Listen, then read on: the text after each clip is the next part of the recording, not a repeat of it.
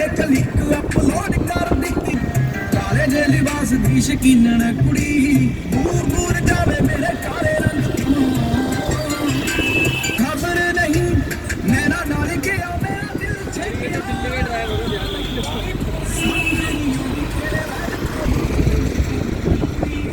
देख तो ले यार है मतलब ये इसको